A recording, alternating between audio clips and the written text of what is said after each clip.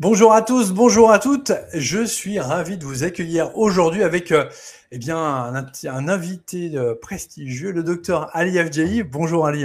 Bonjour Charles, merci de m'accueillir aussi. Effectivement, c'est un horaire un petit peu difficile en période de canicule, hein, mais on est là. Ouais, c'est vrai qu'au moment où nous enregistrons, nous sommes aujourd'hui le lundi 30 juin, en quasi pic, on peut le dire, de canicule, et il est 14 heures, donc on a vraiment choisi le bon moment. En effet, pour ça, bon, on l'avait prévu depuis longue date, donc il n'y a pas de souci. Mais en tout cas, nous sommes extrêmement contents de vous retrouver pour ce webinaire. Donc, rappelez-vous, on part pour une heure d'échange justement autour des situations de crise. Et Dr Avji va prendre le temps, on va échanger justement un petit peu comme les précédents entretiens autour de ces thématiques-là. Et le docteur a énormément de choses en tout cas à nous partager autour de ça. D'ailleurs, si je ne me trompe pas, parce qu'on en parlait juste avant d'avoir démarré cet entretien, Dr Ali aura un très bon moyen mnémotechnique, en tout cas pour survivre, j'ai envie de dire, en période de canicule. En période de canicule, oui, bah, Ah hier, oui, oui. il m'avait invité sur BFM, là, justement, alors c'était à 15 heures, c'était encore mieux, c'était la bonne horaire.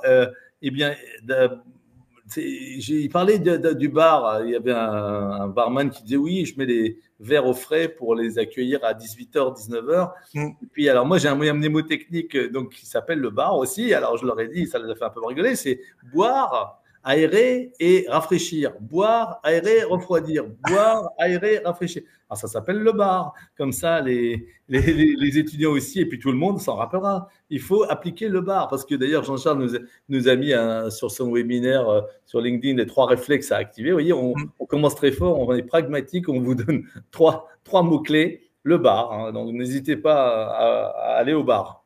Pour le coup, ouais, le bar était activé, vous pouvez y aller, vous pouvez y aller Voilà. également en période de canicule. Je suis tout à fait d'accord. Et je trouvais ça, enfin, c'est génial. Ah Et ça oui, boire, refait bien. aérer, Ouais. c'est très important d'ailleurs, c'est vrai. Oui, Et, surtout là, moi, j'espère d'ailleurs que vous aussi, vous avez votre bouteille d'eau pas loin. J'ai la mienne, en tous les cas, c'est certain. oui.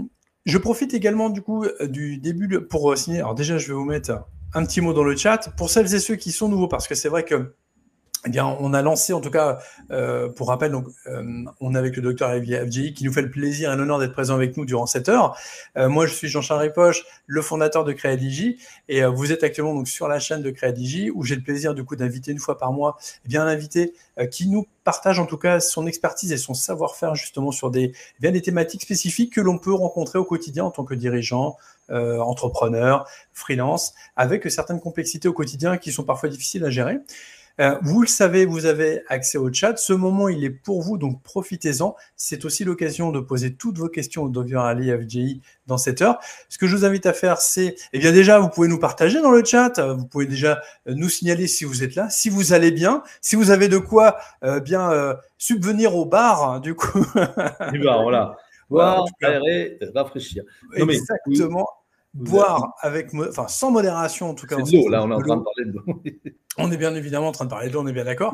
Mettez-nous en tout cas dans le chat, vous y avez accès sur le côté. Mettez-nous bien dans le chat du coup si vous êtes bien présent. Comment vous allez? Est-ce que si vous arrivez à survivre du coup à cette canicule? J'imagine que vous aussi vous avez peut-être les ventilos, la clim qui tourne pas loin. En tous les cas, on est ravis de vous recevoir. Et puis pour les petits nouveaux, eh bien sachez que Créadigi, on a démarré en tout cas l'aventure sur Webikio là en janvier, mi-janvier, et on est aujourd'hui à plus de 5000 abonnés. Donc c'est une vraie réussite. On en est extrêmement content. Donc eh bien j'espère que vous passerez un excellent moment en notre compagnie. Alors, pour ce qui est des questions, vous nous les posez dans le chat, je les prendrai de côté, puis je les poserai évidemment au docteur Ali Afjahi au fur et à mesure de notre échange. D'ailleurs, Ali, est-ce que tu veux bien, pour celles et ceux qui ne te Oui, connaîtraient pas encore, est-ce que tu oui, voudrais bien bien sûr. te Oui, présenter, s'il te plaît? j'allais te le demander. Oui, alors merci. Alors, moi, je suis médecin urgentiste depuis le début, en fait. Parmi ceux qui ont initialisé un tout petit peu la médecine d'urgence en France dans les années 97-18, à cette période-là. Et nous avons créé justement un mouvement avec, à l'époque, la Société française de médecine d'urgence. Et en fait, je travaille dans un service d'urgence et je m'occupais des services Paris 2, je m'occupe du service de Paris 2, que j'ai créé en 98 notamment. Et avant cela, en 90, 91, j'étais pendant une dizaine d'années à la PHP en tant que praticien hospitalier à Saint-Louis et à Ambroise Paré notamment. Et j'ai fait mes études à Saint-Antoine, qui est une belle et bonne fac à Paris. Après, j'ai fait aussi médecine de catastrophe. Je me suis spécialisé en médecine du sport. Bon, je vais vous la faire un peu rapidement, mais disons que, parce que sinon ça serait long, parce que maintenant je suis un peu âgé. Enfin bon, c'est surtout que je faisais beaucoup de choses. En même temps, j'étais un peu hyperactif a priori. Et donc, on a créé pas mal de choses, comme une moto médicalisée aussi que j'ai créée, que j'avais donnée au SAMU de Paris en binôme, qu'on essaie de continuer. Et bon, en gros, j'ai toujours été au sein des urgences, que ce soit en mission humanitaire, pour des catastrophes naturelles. Je suis parti sur le tsunami d'Asie du Sud-Est, sur le tremblement de terre en Inde, à Bouge, et puis c'est en Inde aussi. Et j'ai voyagé, j'ai eu la chance de voyager aussi. J'étais médecin sur le Paris-Dakar également, qui était très intéressant à l'époque. C'était en Afrique, en 97, 18, 19, 2000. Rallye du Maroc. Voilà. C'était très beau parce qu'on avait des liens avec les locaux, on avait avec les participants, les sportifs de haut niveau aussi, parce que c'est quand même pas facile de faire ça, en moto notamment. Et il y a eu des décès, des aides sur le chemin. C'est des expériences, ce qui nous forment.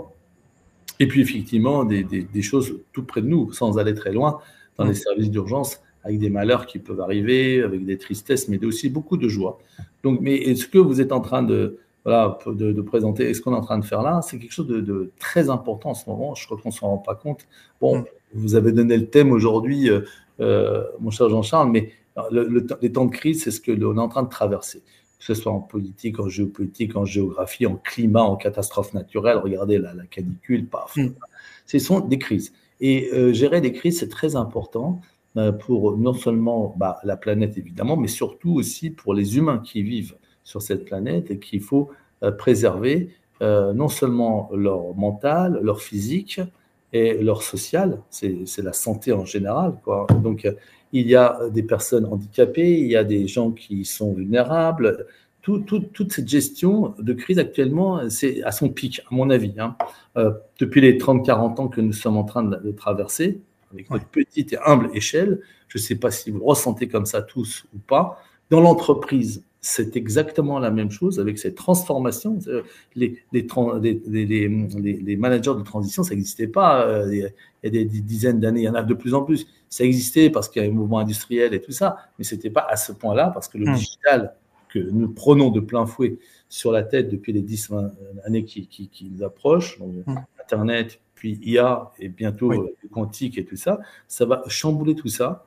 Et donc, nous sommes quand même les mêmes, avec le même cerveau, le même cœur pour l'instant. Nous n'avons pas encore transformé nos sentiments. Et donc, il faut apprendre un petit peu aux jeunes notamment, mais aussi aux personnes un peu plus âgées de pouvoir gérer ça. Alors, comment le faire, c'est un tout petit peu le débat actuellement. Donc, voilà, un petit peu une présentation succincte de ce qui se passe dans le monde et chez nous en interne. Et puis, comment y faire face. Il y a plusieurs manière, moi je vais donner la mienne, enfin mes expériences, et puis comment on fait, comme on a eu des gens du GIGN, etc. J'avais même travaillé avec des collègues qui travaillaient, donc vous voyez, on peut partager ensemble ce qu'ils m'ont dit, ce que moi je leur ai dit, et parfois c'est un peu différent. C'est un peu différent parce qu'il y en a qui sont institutionnels, universitaires, et puis il y a des gens de terrain qui, eux, ils voient quelqu'un pleurer qui tombe au sein des urgences, c'est une crise, mais c'est une petite crise. Mais comment réagir? J'ai vu des collègues agir d'une manière, j'ai vu des collègues agir d'une autre manière. Et à chaque fois, il y a deux façons de sortie. La bagarre, la riposte, etc., ou le calme, les pleurs, etc. Donc, la façon dont vous allez aborder un sujet de crise est extrêmement important. C'est pas juste, ça peut déboucher sur des pleurs, des tristesses, des bagarres, du clash violent. Dans les pays, ça sera des transformations de commerce jusqu'à la guerre, ou bien des négociations, des choses un peu différentes. Voilà, c'est ce que font les policiers, notamment quand ils interviennent face, par exemple, à des terroristes ou des choses comme ça. On discute. toujours discuter, négocier. Jamais couper le fil de la négociation. C'est une constante. Toujours. On discute avec tout le monde. D'accord. Extrême, pas extrême, fou, pas fou. On doit discuter et négocier. Si vous coupez, c'est la guerre. C'est la violence qui s'installe. C'est la première. Alors, j'ai commencé à commencer. Excuse-moi, Jean-Charles. Franchement, c'est parfait, Ali. Au contraire, hein, c'est très bien parce que ça permet aussi, c'est aussi ton expertise qui nous intéresse aujourd'hui, c'est de comprendre, de par ton expérience et ton savoir-faire. Moi, je note d'abord l'écoute, même si on n'est pas forcément en adéquation avec un collaborateur ou un confrère. D'abord l'écoute. C'est une marque d'intelligence quelque part. Absolument. D'ailleurs, je crois que ça fait partie de l'intelligence un tout petit peu de communication. Hein, et la négociation, la discussion avec les autres, je mets ça en premier. Beaucoup me disent « Ah ben non, il ne faut pas discuter, vous voyez, il faut rentrer dans le là ». Il y a des extrêmes, il y a des gens qui sont, qu'on appelle les faucons, etc., les colombes, etc. Aux États-Unis, c'était ça. Mais c'est partout, c'est pas qu'aux États-Unis, c'est quelque chose de global, il y a toujours des gens. Et ça dépend de comment vous avez été éduqué et élevé, mais aussi votre propre approche vis-à-vis d'un problème. Alors, ce problème, par exemple, on peut l'appliquer dans l'entreprise, il faut couper tout de suite, vous voyez, etc. Bon, il faut prendre une décision, oui, d'accord. La décision, c'est pas la non-négociation. Attention, on peut décider, être très droit, ne pas être dans le brouillard, c'est-à-dire ne pas dire oui et non, etc. en même temps, c'est pas ça. On reproche parfois à notre président de faire ci, oui, etc. Ça, c'est un point de vue. Mais si vous voulez, l'idée, c'est de pouvoir trancher après avoir négocié. Et de connaître un peu pourquoi. Parce qu'en fait, ça va vous donner le comment agir. Si vous n'avez pas tout, en gros, si vous n'avez pas tous les datas, comment voulez-vous intervenir? Peut-être qu'il y avait quelqu'un derrière vous. Non, mais je dis ça, par exemple, pour la police, etc. Il faut qu'ils aient les datas. C'est quelqu'un devant, un tireur à gauche, etc. Bon. Pareil pour les données d'entreprise. Donc, collecter les datas, etc., connaître un tout petit peu. Donc, d'abord, savoir négocier toujours, être toujours ouvert à la négociation et dans l'entreprise comme aux urgences. Et quand il y a un fou qui se débat, bon, écoutez, il faut quand même parler, il faut quand même négocier avec. Et quand à l'accueil, par exemple, des gens viennent et qu'il y a parfois la personne qui accueille a une mauvaise approche, tout de suite c'est terminé. Vous n'avez pas la même personne avec une bonne approche, vous allez pouvoir détendre. Et je dis souvent à mes collègues, si quelqu'un vient avec de la violence ou avec des placés, ils ont un problème déjà. Donc ils ont un problème eux. C'est pas à nous de contrer leurs problèmes et de leur dire tu dois faire comme moi je fais. Non, il faut s'adapter à la personne tout en gardant ses propres convictions. Mais il faut avoir une prévision, se préparer à ça. Alors, comment on le fait? Il y a effectivement comment vous êtes, votre éducation, votre ça, et puis aussi ce que vous pouvez apprendre. Je viens de vous dire qu'il faut toujours négocier. Changer si vous êtes trop rigide et pas flexible. Il faut vous changer. Il faut devenir plus flexible. Alors comment? Encore même là, comment? Vous voyez, ça, c'est un mot qu'on peut déjà arrêter là. Moi, je donne quelques conseils pragmatiques. Mettez-vous à sa place, d'abord. Comment il pense? Deuxième chose, faites un peu d'humour. C'est pas interdit. Vous êtes trop rigide, vous êtes un peu un rugbyman qui fonçait en première ligne. Bon, écoutez, regardez un peu autour de vous si vous pouvez pas passer une balle. On ne sait jamais. D'accord? On ne sait jamais. Vous allez marquer le point.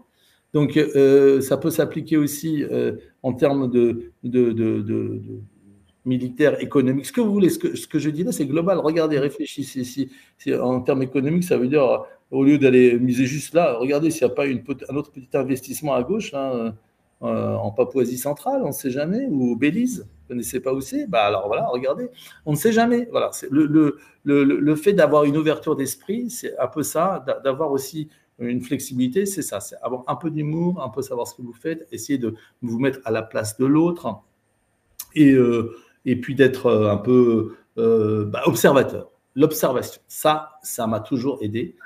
C'est-à-dire que l'observation, je leur dis aux étudiants aussi, à mes collègues, c'est la première qualité d'un médecin, c'est l'observation. Parce que c'est comme Sherlock Holmes. Il était assis, il savait que le chien était passé dans de la boue parce qu'il y avait des marques sur la place, etc., etc.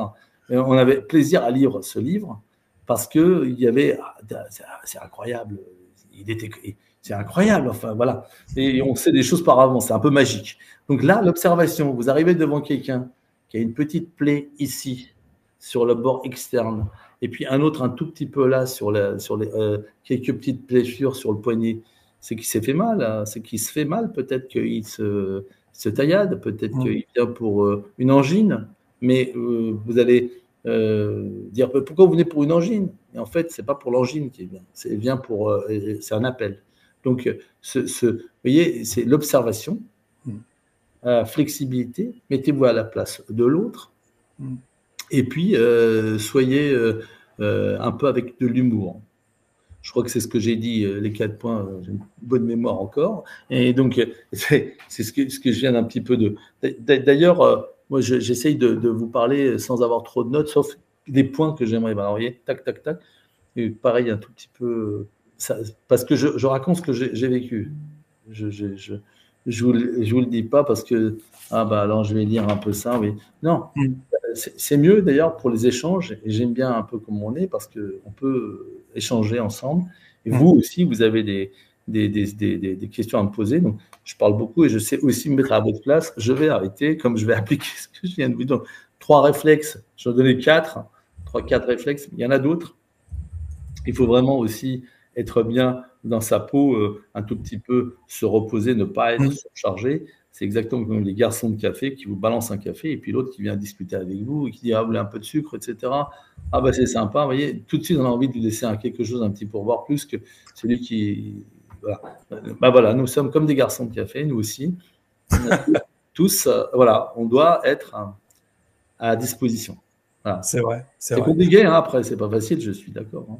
Rien n'est évident. Encore faut-il, ne serait-ce qu'avoir la volonté, justement, de vouloir sortir de ces situations-là. Mais comment on est, moi j'adhère à 100%, je suis tout à fait d'accord. Ayant des collaborateurs, c'est vrai que je dois être à l'écoute. Bon, puis j'ai un long passé de commercial, donc forcément, ayant des équipes, étant passé par la case formation, il faut apprendre à se taire. J'ai vraiment appris à se taire. Alors, je ne sais plus qui disait qu'on a une bouche pour parler, mais 2 oreilles donc pour écouter 2 fois plus. Alors, je ne sais plus qui est de la citation, mais c'est sur un grand philosophe quelconque, mais c'est tellement vrai. Donc, en effet, apprendre à se taire, c'est pas évident. Par contre, ce que tu évoquais, ça nécessite quand même déjà, parce qu'on parle justement de situations de crise, de moments peut-être un peu délicats. Est-ce que toi, tu as une astuce, et c'est vrai que j'apprécie cet échange, en effet, il n'y a pas une grande préparation. L'idée, en effet, c'est pas de descendre du slide, c'est pas nos métiers, hein, clairement. Mais toi, aujourd'hui, comment tu fais pour être en mesure de pouvoir prendre des décisions rapidement sans céder justement à la panique? Peut-être dans ton expérience médicale et au poste que tu occupes encore aujourd'hui, est-ce que ça t'est arrivé, ou peut-être lorsque tu es parti justement lors de ces missions à l'international, est-ce que tu as dû, dans la panique, peut-être parfois prendre des décisions rapides, et quels sont tes outils ou tes bonnes pratiques dans ce genre de contexte? Oui, alors ça, c'est une question qui appelle à plusieurs choses. Un, c'est la formation aussi, c'est-à-dire, vous savez, il y a beaucoup de mes professeurs et collègues qui m'apprenaient des choses en disant que aux urgences, on est bien que si on a déjà simulé auparavant, et la simulation en fait partie d'ailleurs maintenant de la formation, c'est-à-dire que mieux vaut être un tout petit peu entraîné. L'entraînement. On fait bien quelque chose que si on le fait un peu tous les jours, en gros, c'est un peu ça l'idée. Oui. Donc, se préparer par avance, c'est quelque chose. Mais je le dis parce que je vais dire le contraire maintenant, après. C'est-à-dire que, non, parce que voilà, tout le monde va dire, voilà, vous allez vous exercer, vous entraîner. Alors, je reviens parce que comme je suis médecin du sport à l'entraînement, Nadal, tu vas taper 100 fois, 1000 fois, 10 000 fois la table, tous les jours, 4 heures, 6 heures. L'entraînement. Donc, s'entraîner, c'est très bien. OK. Alors, c'est valable beaucoup pour des choses répétitives. Oui. Malheureusement, en temps de crise, ce n'est pas la même chose qui arrive tout le temps. Parce que même quand il perd la balle, ou quand même dans les commentateurs, vous voyez, pour faire la similarité avec le sport, il va avoir d'ailleurs, vous avez tous vécu si vous avez joué au tennis, vous allez avoir quelqu'un qui va vous faire une pichenette. Et il ne tape pas tout le temps sur la balle. Ah, il est emmerdant, il me fait des balles. Oui, donc c'est un imprévu. Et donc lui, il est très bon, il tape, et puis mais il n'a peut-être pas vu comment taper une balle qui arrive. Donc nous, c'est pareil. Nous sommes avec des cas de crise, mais la crise, elle peut arriver avec l'urgence, et c'est pas exactement comment ça attendait. Donc, effectivement, se préparer, le savoir-faire est quelque chose de bon, mais technique. Mais réagir de manière intellectuelle, ça, on ne peut pas vous l'apprendre. On ne peut pas, même si vous faites la simulation. Parce que la simulation et la préparation, c'est pas quand c'est vrai.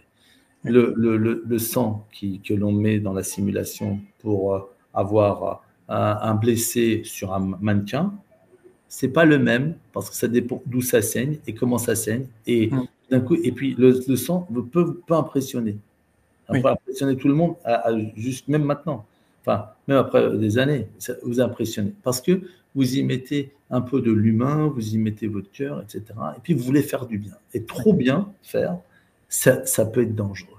C'est-à-dire le surréaction. C'est ça. Le fait de vouloir faire du bien parce qu'on perd les choses, mais on met nos sentiments dessus. Oui. Ça peut être quelque chose de dangereux pour le résultat. Donc, il faut savoir parfois faire du bien et non pas du perfectionnisme. Et là, en tout cas en temps de crise et en temps d'aigu. Après, on a le temps, vous voyez, vous avez votre pinceau, vous pouvez dessiner pendant 3 heures parce qu'il n'y a personne qui vous embête. Mais on est en train de vous dire de faire un schéma et de faire une peinture à la Botticelli en 2 minutes. 2 minutes, donc vous allez faire les gros trucs. Tac, tac, tac, tac, tac. Et donc, à ce moment-là, ce qui intervient, c'est votre formation intellectuelle, votre psychologie. Ça peut se travailler en amont, ça aussi, ça peut se travailler, mais il faut des gens de très haut niveau qui puissent vous apprendre ça, parce que ça, tout le monde ne peut pas le faire. C'est de là qu'il y a certaines personnes uniquement que l'on embauche ou que l'on voit, que ce soit dans les hauts gradés de la police, GIGN, etc., ou c'est les conseillers de certains. Alors, il y en a qui foirent, d'ailleurs. Hein. Il y en a qui sont conseillers et qui sont conseillers de n'importe quel grand. Et le président fait des conneries, le directeur des secours fait des bêtises, etc. Ça. Et donc, on en arrive à la troisième chose, c'est l'expérience vécue, les échecs. Les échecs ne sont pas des échecs, ce sont des expériences. Ces échecs, et là, il y a prendre en compte de ces échecs intérieurement, pas seulement sur un PowerPoint, il faut faire ci, il faut ça, c'est réfléchir soi-même, la réflexion qu'on a sur ce qui s'est passé et comment on peut améliorer les choses. Et ça, c'est un réflexe très intéressant que d'avoir un retour d'expérience qu'on appelle, mais interne, pas un retour d'expérience global. On fait souvent ça dans les entreprises, c'est le retour d'expérience, on est tous ensemble. Bon, c'est bien, j'ai rien contre, mais une ou deux personnes, d'abord, trop, c'est à mon avis trop. C'est des groupes de parole. Après, ça peut aider la psychologique. Mais l'impact psychologique, c'est plus avec votre copain à 2, à 3. Et ah oui, l'enfant est décédé. Bah, après, en groupe, c'est bien. Un enfant qui est mort, etc., qui a eu une grosse brûlure, pour la jouer un peu moins. Bon, c'est embêtant comment ça s'est passé. Cette personne décédée, il faut réfléchir, c'est soi-même. C'est intériorisé, et c'est souvent avec une ou deux personnes que vous pouvez partager ça. Et comment on aurait pu faire, voilà, c'est vrai. Alors, le groupe, la technique peut nous apprendre à réévaluer les choses dans le futur, mais c'est vous qui allez être introspectif et savoir comment vous allez réagir après. Donc, des outils simples pour piloter, vous voyez, c'est la réflexion et de prendre conscience de comment c'est. La prise de conscience, c'est quelque chose de très important. Moi, j'en parle souvent, c'est le summum de notre humanité, c'est la conscience de ce que l'on a, de ce qui s'est passé. Que ce soit la conscience pour faire du bien, du mal, etc. Et ça, il ne faut pas le perdre. Et l'IA est un peu dangereux là-dessus. C'est fait perdre la conscience de ce que l'on est en train de faire. C'est un sujet peu abordé. C'est vrai. Tout ce que vous voulez, mais la prise de conscience, l'IA ne peut pas le faire. Alors, donnez tout. l'IA, c'est bien pour plein de choses techniques, tout ce que vous voulez, beaucoup, d'ailleurs, ça va aller. Mais la prise de conscience doit être réservée à l'humanité. Et ça, c'est voilà. Ça, c'est vrai que c'est un débat que tu commences à lancer, Ali. C'est vrai, hein, l'IA, en effet, c'est un raz-de-marée. Oui, je voulais pas rentrer là-dedans. On vit aujourd'hui, on a cette chance de vivre ce tournant majeur comme a pu être la vapeur ou l'électricité à une certaine époque. Absolument. Et on est qu'au balbutiement, comme tu l'as évoqué, tu as parlé de quantique. Microsoft a réussi à inventer la première puce quantique, mais bon, c'est encore d'autres sujets. Donc, en effet, on est encore à l'aube d'une belle révolution. Mais ce que je retiens sur ce que tu évoquais, c'est vrai que dans cette notion de pilotage, en situation de crise, on va avoir le savoir-être, ses connaissances, d'accord ? Qu'est-ce qu'on a acquis comme compétences ? Tu reprenais l'exemple justement de Nadal, ou même, j'aime bien aussi, si je peux me permettre, du coup, cette comparaison avec le musicien qui doit apprendre ses gammes par cœur pour mieux les oublier et pouvoir être en mesure d'improviser après derrière. Oui. C'est comme le sportif qui doit taper la balle. À force de la taper, ça devient une seconde nature. Il n'a même pas besoin de réfléchir. Et là, il peut. Et c'est là que le talent prend le dessus. Exactement. Donc d'abord, le savoir-être. Ce que j'ai retenu, que je trouve tellement vrai, savoir non pas couper ses émotions, mais ne serait-ce que les mettre dans sa poche pendant quelques instants, le temps de pouvoir accueillir l'information pour que ça ne devienne qu'une information et rien d'autre, ne pas l'interpréter émotionnellement.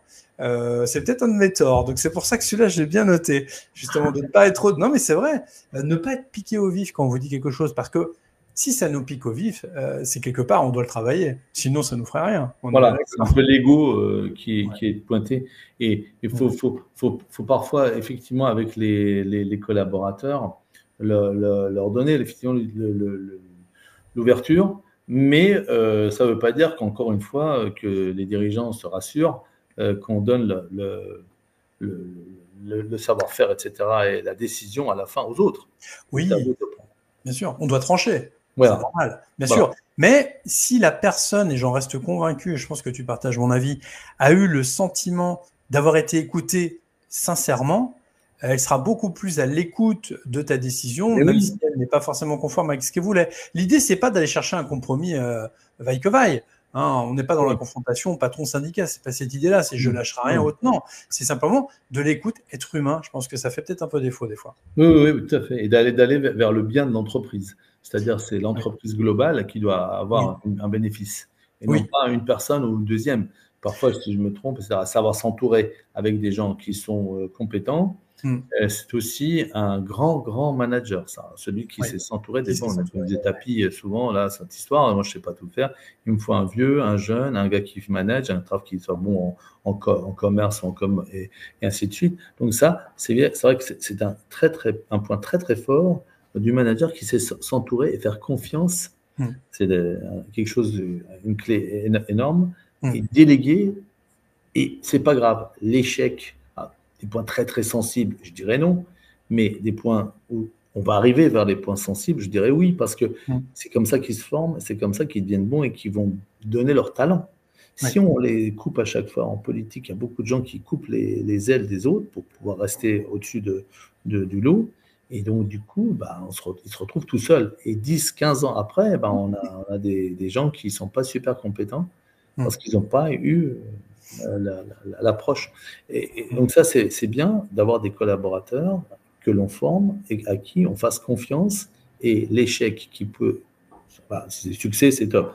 Mais l'échec qu'on peut avoir, c'est pas grave. Il faut cadrer et tenir compte de l'échec et dire, voilà, cet échec-là, il l'a bien pris et je vais lui redonner de nouveau quelque chose. Vous savez, c'est un peu comme les généraux d'armée, là, avec l'emploi en main qui... non, tu as perdu une bataille, mais vas-y, on va continuer avec toi. Et il va se battre encore mieux, parce qu'on lui a donné une deuxième chance.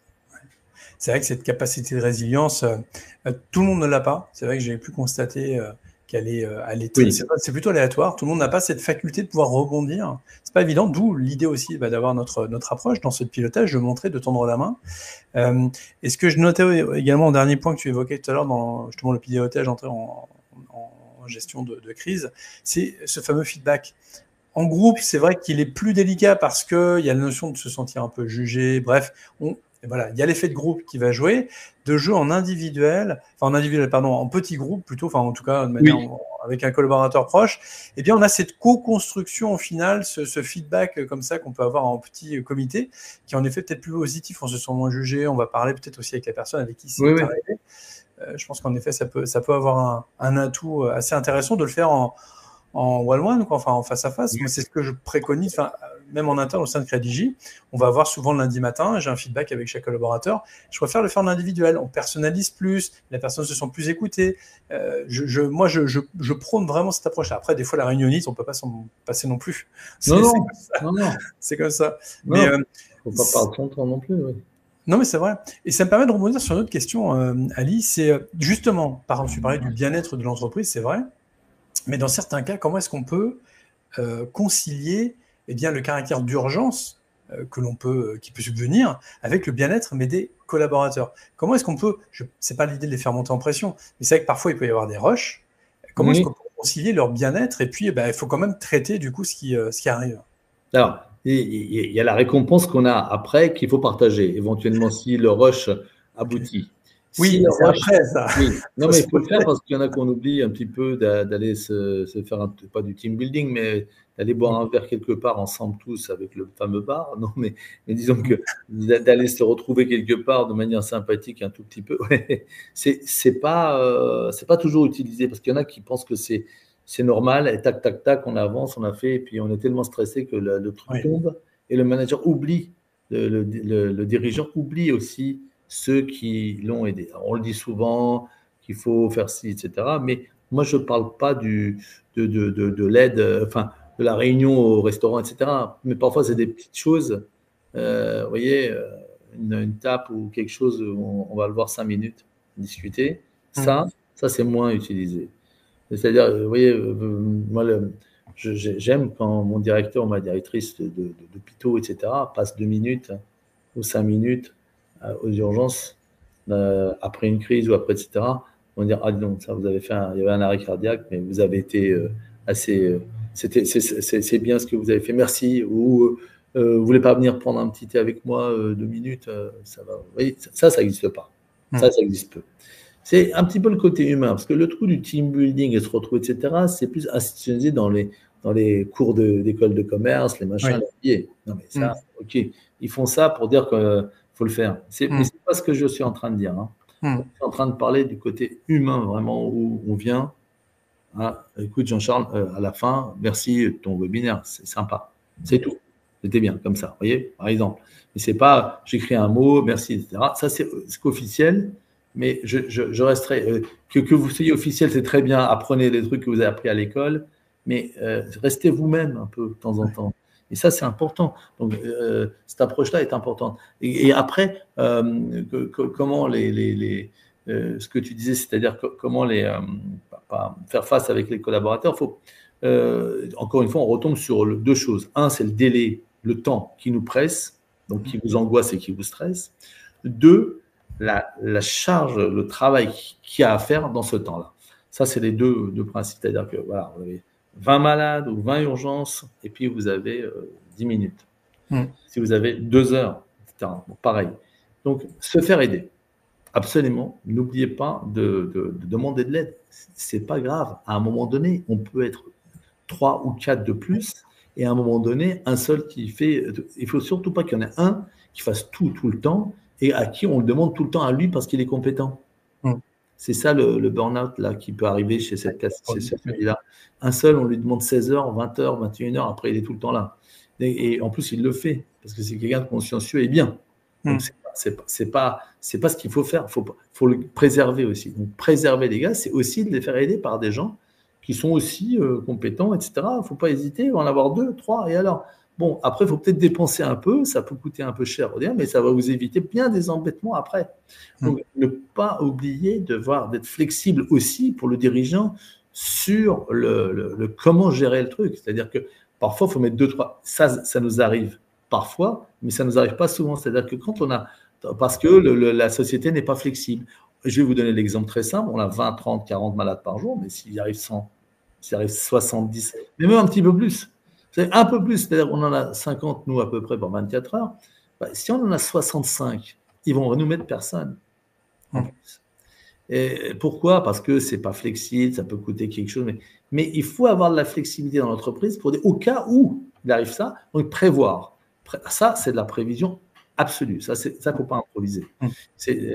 Ou alors l'improviser de manière prévisible, quoi. C'est-à-dire que il faut savoir que parfois on peut être débordé. Vous voyez la canicule, là, ici, on en parle avec le froid. Mais ça me fait rigoler un peu. On en a une cinquantaine depuis 1947 environ. Cinquantaine quand même en plus d'un demi-siècle. Il est temps qu'on bouge. À Madrid, au Portugal, à Dubaï, à Alger, mais à Téhéran, tout ça, ils sont 40 degrés tous les étés pendant un mois ou deux. Ils sont pas, et comment ça se fait qu'eux, ils ont des airs climatisés partout? Mon fils qui vient de me dire ça, à Madrid, ils ont tous la climatisation dans les bureaux, les machins. Bon, il faut qu'on se prépare, qu'il soit chaud ou froid. Mais il ne faut pas. Parce que nous, on est dans un cocon, un super pays avec température, etc. Tempéré, rappelez-vous, on apprenait ça à l'école quand même. Il n'est pas trop chaud, pas trop froid. Oui, mais non, mais attendez. Et puis, tout le monde nous dit il y a des pics de température. Ça, c'est une crise. C'est une crise et on n'y répond pas de manière. Ce que je viens de vous expliquer, regardez comme ça se goupille bien notre discours. Ouais. Voilà, une catastrophe, une crise, on n'y est pas flexible. On peut pas mettre, on met pas la réponse en face, alors qu'on devrait. Voilà. Ça, par exemple, vous voyez, c'est un exemple typique. Et l'entreprise, pour l'appliquer à ça, comme aux urgences, regardez. Et comme au sport, moi, quand je donne des exemples, ça s'applique un tout petit peu à tous les corps de métier. Je ne prends pas un truc spécifique très, très. Non, c'est ça. Regardez ça. Je vais vous l'appliquer tout de suite. Aux urgences, il faut que ça soit flexible dans l'entreprise. S'il y a 65, 70 patients, il faut qu'il y ait une infirmière détachée, un médecin qui peut être appelé. Ouais, ça coûte plus cher, mais il faut que vous ayez une liste de garde. Vous ayez une liste de faire. Pour votre entreprise, si vous avez plein de commandes, vous n'allez pas pouvoir les honorer. Alors, avant, il faut peut-être aller voir un autre fournisseur pour dire que est-ce que vous pourriez me le faire? Alors, je vais vous dire, je ne veux pas prendre commande là au jour d'aujourd'hui, mais en mois d'août 2026, j'ai plein de commandes d'aérateurs, de ventilateurs. Est-ce que vous pouvez me les produire? Préparez-vous parce que ça peut arriver. Prévoir. Et donc, ça, c'est un job de prévoir. Et le gars qui prévoit, il faut qu'il soit payé. Pas qu'il soit juste de temps en temps. Parce que comme ça, il va bien faire son travail de prévision. C'est un vrai job. On va prendre un intello, quelqu'un qui connaît un peu, etc. Et non, mais là, tout le monde peut le faire. Même ma secrétaire, elle va voir. Non, non. C'est quelqu'un qui doit avoir connaissance, accès à des dossiers, etc. Pour le temps, il faut qu'il ait accès aux données, etc. Donc, 50 canicules en France. Paris n'est pas équipé de manière adéquate pour une grande capitale à la climatisation, à la pulvérisation des eaux dans les parcs. Ça a été fait à cause de la canicule d'avant. Mais je viens de vous dire qu'on en a eu 50. Et je peux vous assurer que s'il fait moins 10 avec 10 cm de neige, on sera paralysé et que les Canadiens vont encore. Ouais. Non, mais c'est vrai. Je vous dis aujourd'hui, en termes de canicule, Orly, janvier 2026. Ouais. On pourra reprendre, on peut reprendre le point. Dans 6 mois, c'est l'hiver, il neige à Paris, Paris, il va être bloqué. Clap de fin et on pourra l'envoyer au ministère. On vous adore, on vous aime bien, mais prenez-nous tous les deux, on va vous donner quelques conseils. Quelques conseils, on peut. Mais tu sais qu'aujourd'hui, j'entendais le terme hier, parce qu'à Rome, pareil, ils sont en pleine canicule, et ils évoquaient notamment le cooling poverty, c'est-à-dire aujourd'hui, il y a aussi un clivage entre personnes riches et personnes pauvres, les personnes qui ne peuvent pas se rafraîchir, qui n'ont pas les moyens, parce qu'elles sont en HLM, qui sont mal isolées, etc. Donc la fracture sociale se fait également ressentir en cas de forte chaleur. On l'a vu en hiver avec l'histoire du gaz, on aurait un manqué de gaz, les gens allaient mourir de froid. Bon, là, malheureusement, la fracture sociale, on la trouve à tous les échelons. On peut même la voir dans cette partie-là. Alors, et on s'aperçoit qu'il y a des gens qui ont des fractures sociales dans le sud. Oui. Ce que tu dis là. Oui, complètement. Donc, on vient même de s'apercevoir qu'il y a des pauvretés sociales parce que ça nous touche. Et ça revient à autre chose, c'est-à-dire qui est fréquent. On ne fait attention que ceux qui nous a touchés, comme le handicap, on fait attention aux handicapés parce qu'il y a quelqu'un dans la famille. Et il y a même des richissimes qui ont donné parce qu'ils ont eu dans la famille, par exemple, un diabétique, une maladie de Charcot, etc. C'est l'homme. L'homme ne regarde que ceux qui le touchent. Et ça va pareil pendant les guerres. Il faut qu'on voit une guerre qui est plus proche, qui peut nous toucher pour dire, ah bah attention, maintenant, faut aller s'armer un petit peu ou faire de la prévention, etc. Mais je peux vous assurer, Jean-Charles, qu'il y a eu des guerres, ça fait 30-40 ans que ça dure, les guerres. Simplement, ils étaient côté Soudan, Ouganda, un peu plus loin. Du coup, et quand ça s'est rapproché à Sarajevo, ailleurs, etc., on a commencé à se dire, c'est la même chose. Si on ne prévient pas, pour les temps de crise, ça s'applique à tout, vous voyez. Il faut faire de la prévention intelligente et mettre des gens qui travaillent sur la prévention. À la rigueur, je vous dirais qu'il fallait créer un ministère de la prévention. Pourquoi pas? Mais de tout. Le message est passé, on le passe. Voilà. On le passe. Ouais, bien sûr. Ce serait hyper intelligent. Et ils mettent des trucs sur chacun. Mais la prévention globale, maintenant, on y est. C'est-à-dire qu'il faut un ministère de la prévention et on peut passer ce message-là avec ce qu'on est en train de dire. Parce que c'est gestion de crise. Il y a un pan de ce qu'on vient de dire qui est prévention. Complètement. Et moi, je travaille là-dessus, vous savez, pour les arrêts cardio-respiratoires, on en a parlé tout à l'heure un peu au début. Voilà, c'est de la prévention. C'est ce qu'il y a de mieux pour guérir. Et ce que je retiens, c'est vrai que ce que tu évoques là est très pertinent. Il y a cette notion de prévention. Une crise, quelque part, ça peut s'anticiper avant même qu'elle n'arrive, si on peut l'éviter. J'ai noté également ce que tu évoquais sur ces temps informels que l'on peut peut-être avoir avec ses collaborateurs, ses confrères ou même avec son entourage, qui permettent peut-être de dédramatiser certaines situations. Absolument. Soit avant en mode anticipation, prévention, soit après pour peut-être désenfler la bulle ou le conflit qu'il y a pu avoir. Ça permet de sortir peut-être un peu du contexte. Je sais que beaucoup de dirigeants n'y vont pas parce qu'ils veulent garder cette stature de dirigeant et la peur de baisser un peu la garde. Ça n'empêche pas, je trouve. Je suis d'accord. On fait une erreur. Ouais. J'ai toujours été Napoléon se balader parmi ses soldats.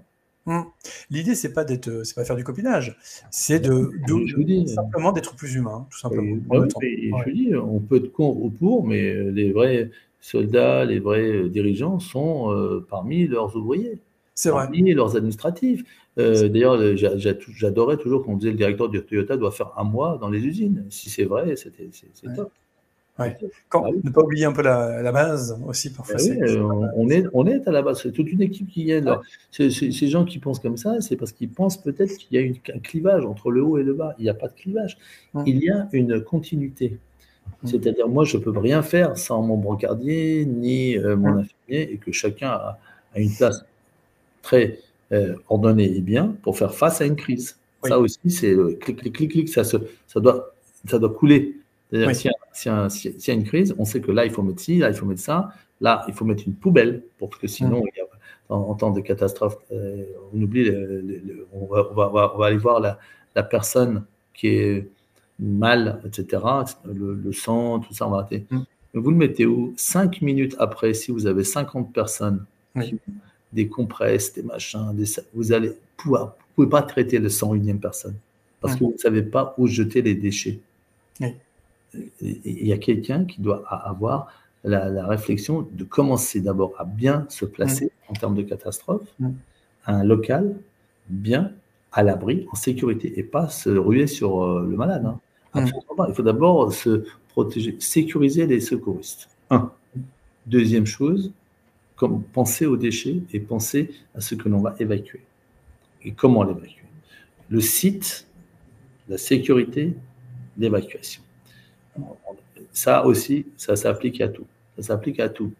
C'est-à-dire que si vous avez une grosse crise, c'est d'abord comment s'entourer avec qui, d'accord, où se placer avec. Voilà. Ensuite, s'il y a quelque chose de mauvais, etc. Il va y avoir pas une explosion dans une industrie chimique. Comment etc. Vous savez, chaque pan peut correspondre à la situation que vous avez à faire, que ce soit en finance ou pas. C'est la même chose. C'est toujours bien regarder l'histoire et la géographie de votre endroit pour faire une analyse un peu plus globale. Moi, je suis assez fort en synthèse. C'est l'analyse après, mais c'est la synthèse est primordiale pour que vous puissiez avoir une vision globale de où on est. Si on ne sait pas où on est, on va avoir quelqu'un dans le dos qui va nous taper dessus. Et ça fait partie de ce schéma de prévention, d'anticipation, de pouvoir essayer d'imaginer des scénarios possibles. Après, la réalité parfois nous dépasse, malheureusement. Vous l'avez vécu de plein fouet les hôpitaux avec le Covid. La réalité dépasse complètement. Le manque de moyens était criant, pour le coup. Absolument. Il est toujours. Mais c'est un débat que je ne vais pas ouvrir aujourd'hui. Mais... Non, mais j'avais prévu, justement, quand je l'ai vu la première fois arriver, etc., j'ai tout de suite pensé qu'il fallait se mettre dans une tente à l'extérieur. À l'extérieur, oui. Tout le monde se fichait de moi. Mais non, on est à l'intérieur. Non. Et on a une tente à l'extérieur. J'ai eu l'idée tout de suite. Une tente à l'extérieur. C'est pas croire que nous sommes dans un pays sous-développé. Non. À l'accueil, à l'entrée de l'hôpital, des urgences, pardon, une tente. Entrée, sortie, aérée. Rentre que ceux qui en ont besoin. Sortent le plus de monde possible. C'est tout. Ouais, c'est des petites choses justement d'anticipation. Et là, j'aurais une question peut-être plus personnelle, si tu me permets, Ali. Qu'est-ce qui, quand tu es parti justement sur ces urgences internationales, tu citais le tsunami notamment, quand tu arrives sur place, tu découvres l'effroi, forcément. Comment est-ce que, j'essaie de faire la comparaison aujourd'hui avec le monde de l'entreprise, comment est-ce qu'on peut garder un peu son leadership justement lorsqu'on est face à des situations qui a priori semblent inextricables ou catastrophiques? Et toi, du coup, dans ton expérience humaine, quand tu arrives là-bas, c'est le dénuement le plus total. Comment tu fais, quoi, concrètement, comment tu fais? Alors là, je sais très bien répondre à ça. C'est première chose, on crée des liens avec les gens locaux, c'est tout, c'est le côté humain. On ne commence pas à attaquer les problèmes techniques. On crée des liens. Sans des ressources humaines fiables, une base solide, vous ne pourrez rien faire. Vous serez mal vu, vous ne serez pas aidé, ou même si vous êtes très bon technicien et que vous faites ça, vous serez à moitié accepté parce que ils vont vous remercier, il n'y a pas de problème dans le cas. Mais les gens ne vont pas garder. Il faut d'abord une base solide de populaire. Et donc là, lier les gens et ne pas croire que nous, on vient vous apprendre quelque chose. C'est nous, on vient en partenariat. Parce que ça pourrait être l'inverse. Ça pourrait être l'inverse. J'en ai parlé déjà j'avais créé un Global Emergency Medical Network, c'est-à-dire un network que j'essaie de continuer toujours. Alors ça n'a pas trop bien marché au niveau international parce qu'il n'y avait pas d'appui politique, mais c'est-à-dire quand on a une catastrophe naturelle, qu'on va quelque part, on ne vient pas en disant nous, on se met à disposition des gens. C'est la mise à disposition. C'est ce que j'avais préconisé et on avait écrit ça, on l'avait publié. Je l'ai présenté à l'époque, c'était avec Chirac et avec Nicole Gage, etc. Il avait dit oui, c'est super bien. Mais après, ça n'a pas pu continuer. Et Kouchner, à l'époque, lui, c'est l'intervention, c'est des corridors humanitaires, si vous vous rappelez bien. Corridors humanitaires, c'est-à-dire qu'il y a deux parties et il faut un corridor humanitaire pour qu'on puisse accéder. Pourquoi? Parce qu'évidemment, ils sont contre vous. Mais moi, mon approche, c'était pas ça. Moi, je l'ai dit, je en ai parlé. J'ai dit, voilà, l'approche, c'est la mise à disposition humanitaire. C'est non pas l'intervention humanitaire, c'est la mise à disposition. C'est-à-dire, en amont, on prépare les secouristes d'un pays comme l'autre. On dit, vous avez besoin de quoi? Vous avez besoin de 2 chiens de fouille, une grue, etc. OK, alors ça peut se préparer en amont. Et vous avez besoin de combien de personnes? 5. Et on ne vient pas comme ça. Mais je vais vous expliquer pourquoi ça ne marche pas. En fait, ça ne marche pas parce que chaque pays, même en action humanitaire, veut mettre ici des drapeaux et dire que c'est la France, ou c'est l'Europe, ou c'est les États-Unis qui ont fait ça. C'est basé sur le tsunami. Ils se partageaient des territoires pour pouvoir aider. Ah ouais, c'est la vérité. Et donc, mais tout le monde le sait, qu'on fait des cloisonnements. Et puis après, il y a une coordination qui se met en route. Il y a des gens qui disent, bon, on va se coordonner, maintenant, vous allez prendre ce territoire, etc. Et les Américains, ils prennent les grosses parties parce qu'ils viennent un peu avec des gros moyens, etc. Et donc, c'est US Aid. Voilà. Bon, après, c'est tant mieux s'ils viennent. D'ailleurs, là, on est en train de découper les US Aid puisqu'ils pensent qu'à se recroqueviller sur leur pays. Mais bon, c'est rien de politique, ils le disent eux-mêmes. Alors, et donc, l'idée, c'était qu'on se met à disposition. Alors, il y aura des Américains, il y aura des Français, il y aura des Chinois, etc. Et il n'y a pas de drapeau. Il y a juste ici Global Network. Et c'était mon idée, c'était de faire des casques blancs comme il existe des casques bleus. Comme les casques rouges qu'ils ont créés. Moi, c'est les casques blancs, c'est-à-dire une unité internationale qui puisse intervenir en cas de catastrophe naturelle. C'est pour ça, pas en conflit de guerre où il y a la Croix-Rouge déjà, etc. Bon, les catastrophes naturelles. Pourquoi, encore une fois? C'est-à-dire qu'il y a des pays qui n'acceptent pas les secours. Il y a eu une catastrophe naturelle en Chine ou en Inde, Banda Aceh, etc. Les Indiens ne voulaient pas parce que c'était des endroits atomiques nucléaires qui étaient là.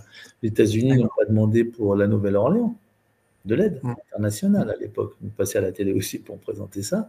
Mais encore une fois, je comprends. Mais pourquoi? Parce qu'ils pensent que les autres vont venir faire de l'espionnage, de machin, etc. Et dire que nous sommes faibles, on demande l'extérieur. C'est passé au Maroc, etc. Mais tous sont comme ça. Nous, les médecins, on n'est pas là pour dire que c'est français ou américain. On est là pour dire que mon collègue a besoin. Donc, comment on réagit?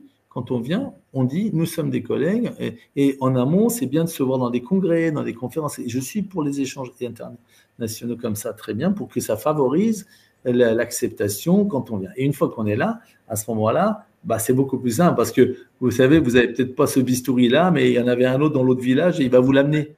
Il va vous l'amener. Non, ramenez pas de France, on en a un. Et là, il va nous aider. Et ainsi de suite. Ça permet aussi moins de vols. Plus de contrôle sur les enfants qui sont parfois, malheureusement ça existe, quand il y a des tremblements de terre et des enfants qui sont là, bah, il y a des gens qui les volent, il y a des choses qui se passent comme ça. Et donc quand on est relié avec les gens locaux, bah, on aide aussi à la protection des enfants qui sont vulnérables. Donc, se servir des forces en présence déjà existantes, c'est ce que tu évoques là, pas arriver en sauveur, parce qu'au final, bon, certes, ils ont besoin d'aide, mais ils ne demandent pas un sauveur non plus. Ils veulent de l'aide avant tout. On a mis à disposition, on est à point. Ils avaient des médecins, mais ils n'en avaient qu'un. Il n'y en a plus. Bah, il faut bien qu'il y en ait un deuxième ou un troisième. Voilà, c'est tout. Oui. Et c'est vrai que transposer à l'univers entre guillemets de l'entreprise ou de l'entrepreneuriat, ben c'est aussi faire preuve, enfin en tout cas l'efficacité, elle passe notamment, je pense, par réaliser aussi des forces en présence. Est-ce que je ne peux pas m'appuyer sur un collaborateur pour résoudre ce conflit-là? Parce qu'après tout, je ne suis pas la meilleure personne pour le faire. Et c'est aussi, et je pense que tout ça est une belle synthèse justement cet entretien. Ça peut lui arriver aussi. Oui, parce que voilà, tu as vraiment toute cette partie prévention, anticipation, avoir une bonne connaissance de soi, mais également de ses collaborateurs. Et tout ça peut permettre justement d'anticiper un peu ces crises qui pourraient en tout cas vous subvenir. Et je rebondis aussi sur ce que tu disais, parce que tout à l'heure, tu nous as parlé encore d'un projet Global Network. Je sais que tu es toujours avec des projets, mais tu en as tout le temps. C'est aussi simple que ça. Par contre, il y a quelques projets qui, sans mauvais jeu de mots, te tiennent à cœur. On en parlait justement en off avant. J'aimerais vraiment que tu puisses profiter de cette audience pour en parler, parce que je sais que il y a eu des courageux qui ont affronté la canicule pour nous voir en live, et sincèrement, je vous remercie, parce que c'est vrai qu'il fait très, très, très, très chaud au moment où on enregistre ce live. Je sais que vous serez nombreux à nous voir en replay, et j'aimerais que tu nous partages, si tu veux bien, Ali, quelques projets qui te tiennent à cœur actuellement, et dont tu es le moteur. Est-ce que tu peux nous en parler un peu plus, et je mettrai les liens dans le chat en même temps, s'il te plaît. Avec plaisir. D'abord, j'ai collaboré avec François Michalon et Alain Delabou sur un livre qui s'appelle Burnout, le vrai du faux. Pour la résumer, c'est 5 signes et 5 conseils sans médicaments de chacun de nous pour pouvoir détecter et pour pouvoir donner une aide à ceux qui pourraient en souffrir et l'éviter. Ça, c'est Burnout, le vrai du faux. Et je peux vous dire qu'on l'a fait en avant-première, parce qu'on était en 2016. Donc, on était un peu précurseurs. Maintenant, tout le monde en parle. Alors, justement, ça s'appelait le vrai du faux pour dire qu'il y a des gens qui le mettent à tout bout de champ.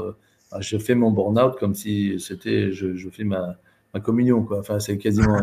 Non, mais, bon, donc, ça, c'est une chose. Et non, alors, faut pas toujours trop le rendre trop simpliste, et on en fait vraiment et ça peut devenir grave, en mourir, etc. Donc, c'est bon. Alors, donc ça, c'est une première chose.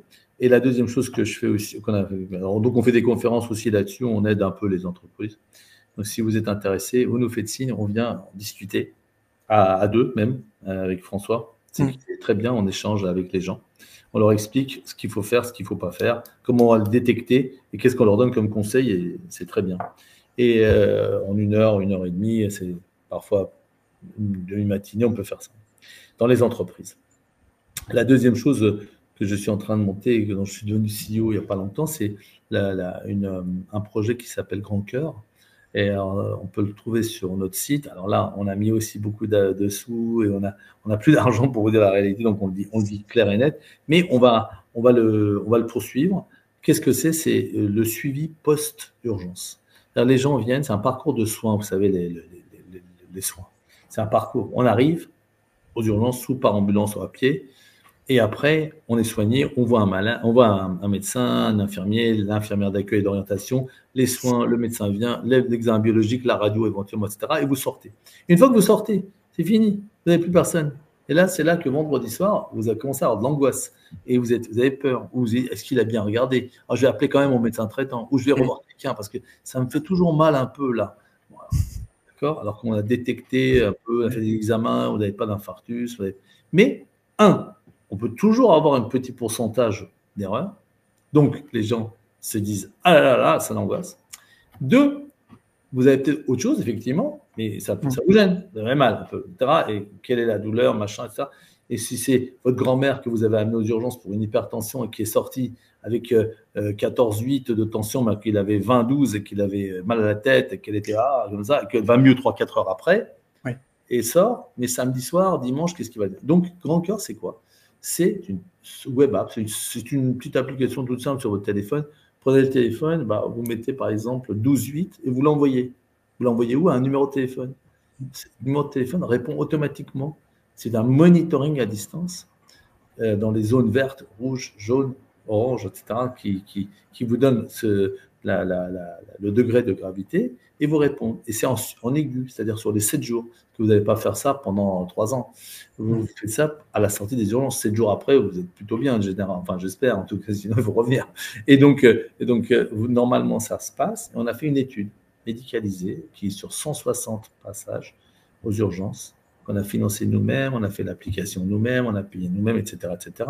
Et en moins d'1 an, on a publié 3 fois. Comme quoi, on a été accepté quand même de 3 congrès internationaux, pas juste un truc payant. Hein. C'est des pairs qui regardent ce qu'ils ont fait, voilà, 160 000, les méthodologies, blablabla. Et donc, on a publié ça en Europe, à Paris, aussi à la SFMU, et aussi à Dubaï, sur le Critical Care Conference. Et tous les 3 montrent l'utilité. Le problème, c'est que, alors, le résultat, rapidement, c'est 95% de satisfaction, 65% de diminution de l'angoisse et 30% de gens qui reviennent moins estimés aux urgences. Donc, au jour d'aujourd'hui, où on a un problème de médecins, de manque, de déficit et saturation des urgences, il serait quand même intelligent pour les instances de nous prendre et de nous aider à le développer au sein des ARS, au sein des instances ministérielles. Donc, on est un peu en manque, et donc, moi, mon objectif, c'est pas de récolter de l'argent, etc., c'est de nous aider à faire bien sûr, si on a besoin de sous, mais c'est surtout de faire une étude sur un très grand nombre, cette fois-ci.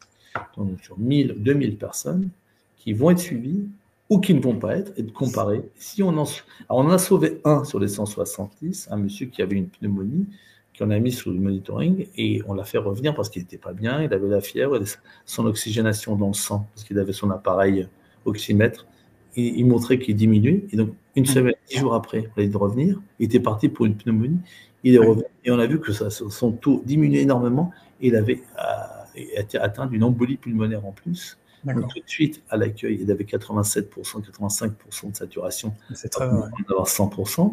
Il est monté directement en cardiologie et il est venu sur ses pieds.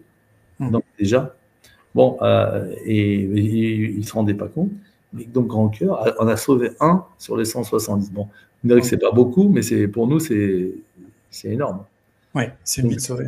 Si on peut multiplier ça, que ce soit automatique à la sortie des urgences, pas pour tout, pas pour une angine, un bras cassé, mais je veux dire pour tous les autres problèmes avec des personnes pathologies surveillance, les personnalités vulnérables, les personnes âgées notamment. La moyenne d'âge était 65 ans, bon, c'est pas tellement âgé, mais c'est quand même.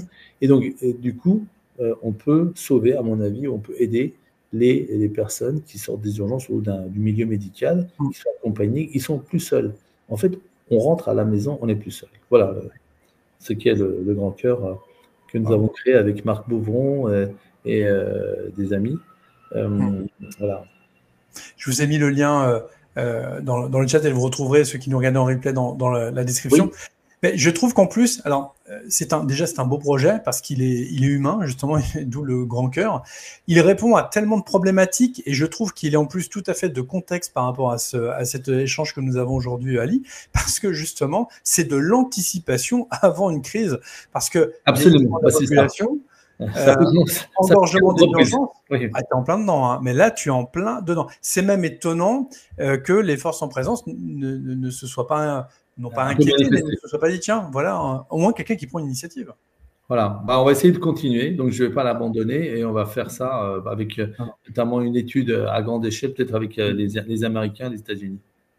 Suivez le lien, en tout cas en description ou dans le chat. Et puis, si vous connaissez des gens que ça peut intéresser ou qui pourraient, soit pourquoi pas faire un don parce qu'ils croient en ce projet-là, ou bien en savoir plus, et bien écoutez, oui, je vous invite à participer même en tant qu'actionnaire ou autre chose, etc. Il n'y a aucun problème. Nous, on est ouvert à tout.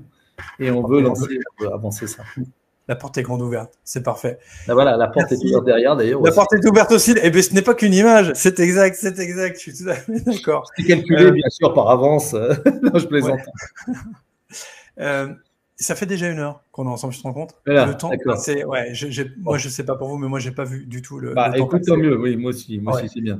Ça a été un vrai plaisir. J'aurais même encore plein de questions à te poser, mais on se gardera ça peut-être pour une autre fois. On va rester en contact.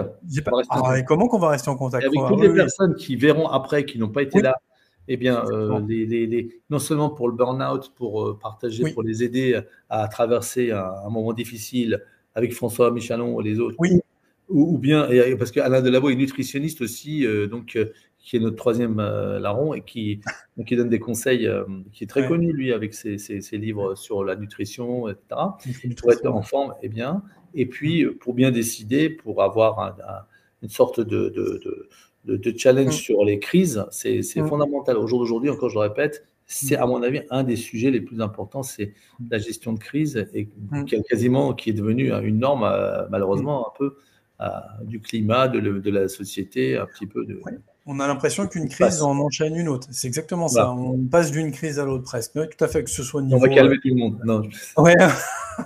Avec peut-être la micronutrition, justement. Mais je pense, on va organiser ça, je pense, pour la fin d'année, avec peut-être tous les 4, quelque chose. Je ne sais pas, mais on va prendre le temps d'en échanger. En tout cas, merci à tous pour ce moment. Merci beaucoup, Dr Ali Afjahi, d'avoir été présent avec nous. Merci beaucoup, c'était un plaisir.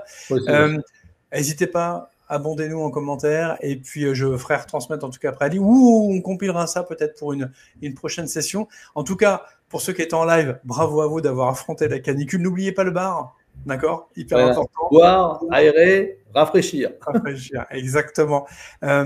Ali, je te dis à très bientôt. De toute façon, on va rester en contact, c'est certain. Si cette vidéo vous a plu, n'hésitez pas évidemment à la liker ou à la partager. Si vous pensez qu'elle peut éventuellement aider d'autres personnes, et bien évidemment, n'oubliez pas de vous abonner à la chaîne. C'est aussi ça qui permet bien de nous développer et puis d'avoir des invités de prestige comme le docteur Ali Afjahi. Encore merci à toi, docteur. Merci à tous aussi. Au revoir. Très belle journée. Au revoir à bientôt. À bientôt.